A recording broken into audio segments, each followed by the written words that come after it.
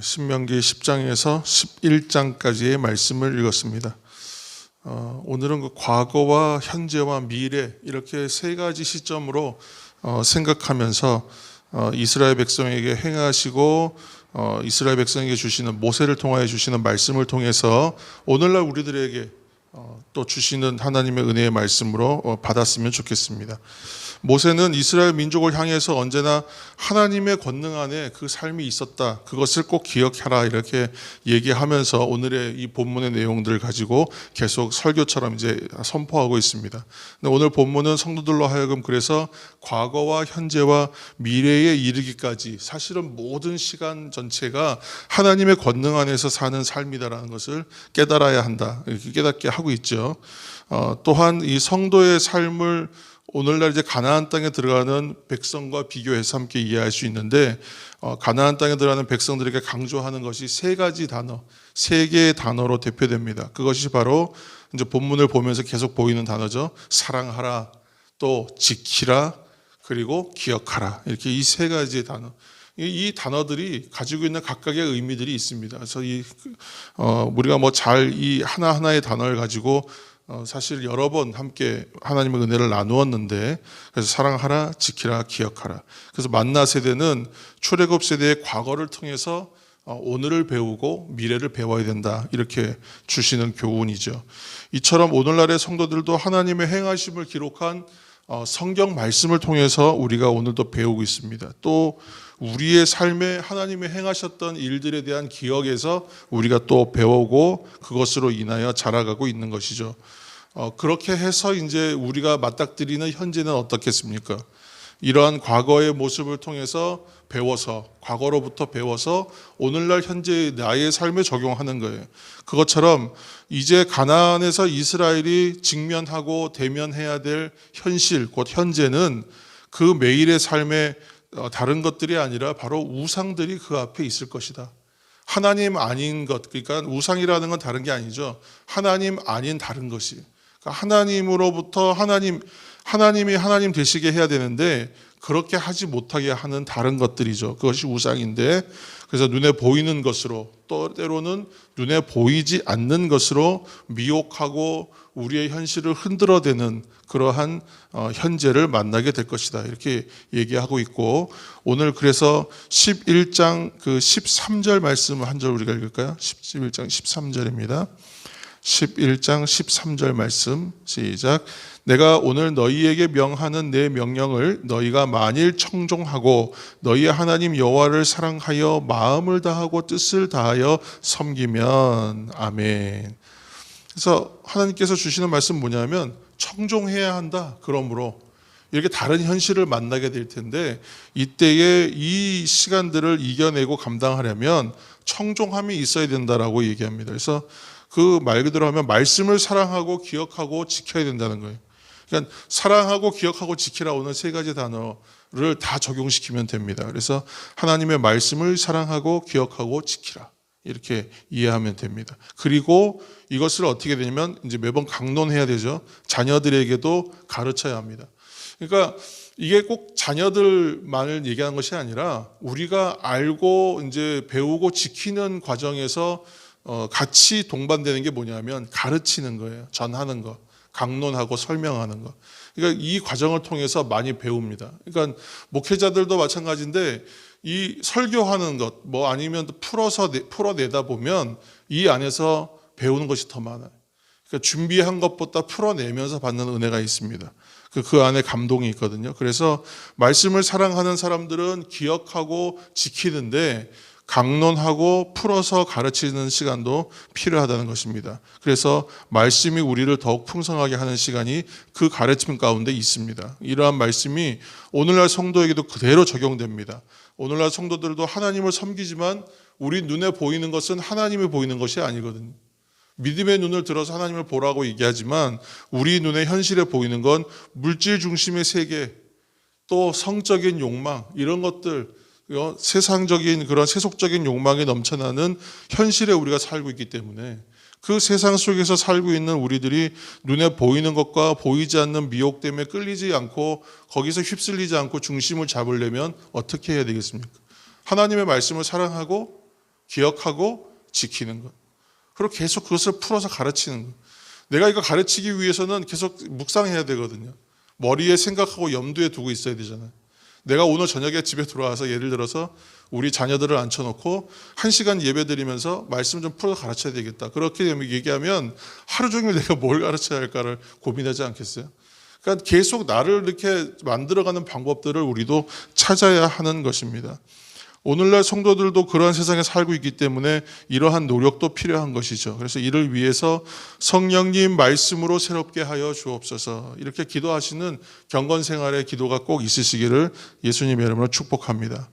이렇게 우리가 과거를 통해 배우고 현재를 살아내므로 우리의 미래를, 우리가 장차의 삶이라 그러죠.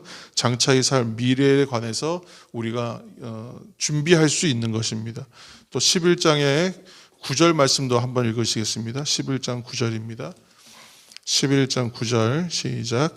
또 여호와께서 너희의 조상들에게 맹세하여 그들과 그들의 후손에게 주리라고 하신 땅, 곧 젖과 꿀이 흐르는 땅에서 너희의 날이 장구하리라.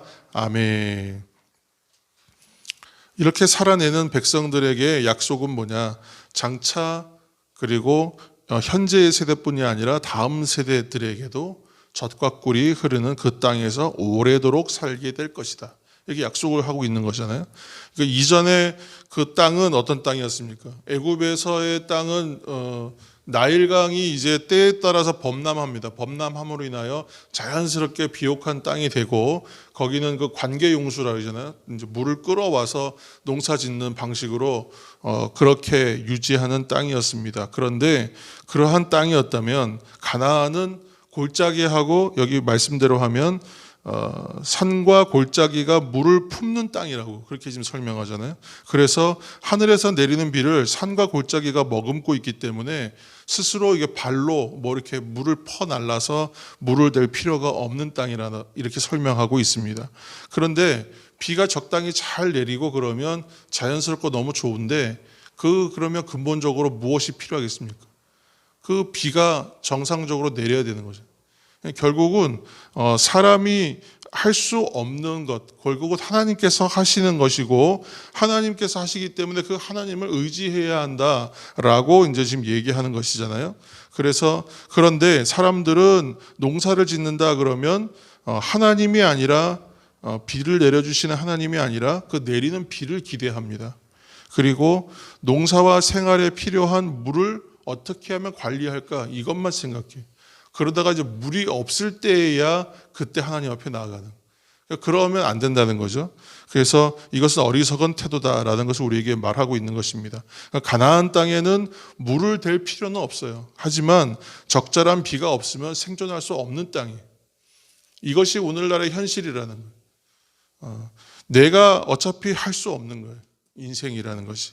그러니까 하나님 의지하면 됩니다. 간단한 얘기입니다. 오늘 그 얘기를 다시 설명하고 있는 것입니다. 정리하면 우리는 과거에 하나님이 하신 일을 알고 하나님이 계시다는 것을 우리가 깨닫게 되죠. 그러나 장차의 삶을 떠올리고 미래를 떠올릴 때면 마치 하나님 계시지 않는 것처럼 막연히 두려워하고 염려하고 걱정합니다. 오늘 현재도 또 나의 힘으로 살아가고 있는 것처럼 내가 뭘 어떻게 하면 잘할까, 이것을 매일매일 고민하면서 하루를 시작합니다. 그렇지만 누구도 나의 계획과 바람대로 인생과 특히 인생의 미래까지 만들어갈 수는 결코 없습니다. 우리가 이제까지 그리고 여기까지 인도하신 하나님을 발견하듯이, 그것이 어제나 오늘이나 앞으로 변함없으실 하나님, 그 신실하신 하나님한테 의뢰하고 의탁하는 것이 바른 삶의 태도라는 것을 오늘 성경을 통해서 우리에게 모세의 입을 빌어 우리에게 교훈해 주고 계십니다. 시편 34편 말씀, 34편의 8절 말씀을 제가 한번 읽겠습니다. 너희는 여호와의 선하심을 맛보아 알지어다. 그에게 피하는 자는 복이 있도다. 제가 시편에 여러 황금과 같은 시편에 있는 말씀들이 있지만 제가 또 참 좋아하는 말씀입니다. 시편 34편 8절입니다. 너희는 여호와의 선하심을 맛보아 알지어다. 그에게 피하는 자는 복이 있도다. 내가 피할 곳이 있고 의지할 바가 있다는 것만큼 세상을 살아갈 때 두렵지 않고 염려가 없게 하는 것이 없습니다. 그러니까 이것은 우리에게 믿음이라고 얘기했고 또 이것이 순종이라고 얘기했고 여러 가지 방식으로 이야기했지만 결국은 내가 의지할 바가 있다는 것만큼 든든한 것이 없어요. 근데 우리가 두려워하고 염려하는 것은 뭐 때문에 두려워합니까? 의지하고 내가 하나님한테 기댈 수 있고 피할 곳이 없다고 여기기 때문에 두려워하는 거예요. 그 하나님이 계시다는 건 알지만 그 하나님이 나와는 상관없는 하나님처럼 여기기 때문에 그러는 거예요.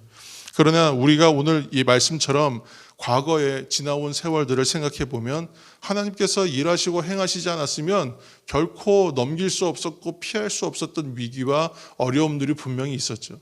또 참 기쁘고 감사했는데 지나고 나 생각해 보면 이게 전적으로 내가 한 것이 아니라 하나님의 은혜였구나라고 깨닫는 시간이 분명히 있지 않습니까? 그렇다면 오늘도 그렇게 행하실 것을 믿어야 하죠. 그렇게 오늘을 행하고 살아가면 결국은 나의 닥쳐올 앞으로의 미래 또한 그럴 것이라고 우리는 생각해야 하지 않겠습니까? 그것을 오늘 모세는 이스라엘 백성들에게 가나안 땅에 들어가기 전에 생각하고 기억하고 사랑하고 지키라 그 말씀에 다 담아 오늘 교훈하고 있는 것입니다. 이 새벽 우리도 하나님을 나의 하나님으로 믿고 의지하고 따르는 삶을 통해 내가 주도하는 삶보다 더 안전하고 확실한 삶이 그 안에 있다는 것을 여러분 기억하셔서 하나님의 말씀을 사랑하고 하나님의 또 그 뜻을 기억하고 그것을 지키시는 저와 여러분이 되시기를 이 새벽 예수님의 이름으로 축원합니다. 함께 이 은혜의 말씀들을 생각하시면서 이 새벽 기도하면서 나아가시겠습니다. 함께 기도하며 나아갈 때에 말씀을 생각하시면서 기도하시고 또 우리 연약한 우리 연로하신 어르신들과 환우들을 위해서 그리고 특별히 청년 세대를 위해서 오늘께 함께 기도하시며 나아갔으면 좋겠습니다. 통성으로 함께 기도하며 나아갈 때에 말씀을 기억하며 기도하시고 또 중보와 간구의 기도 제목을 들고 하나님 앞에 기도하며 기도하겠습니다.